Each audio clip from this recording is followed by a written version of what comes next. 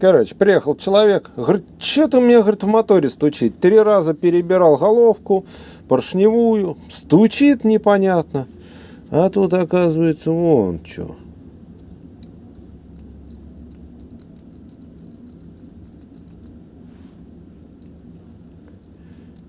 Из-за этого похлебало всю катушку.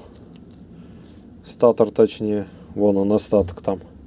При всем при этом заводится, работает, но стучит. Вот, пожалуйста, весь стук. И первый раз такой вижу.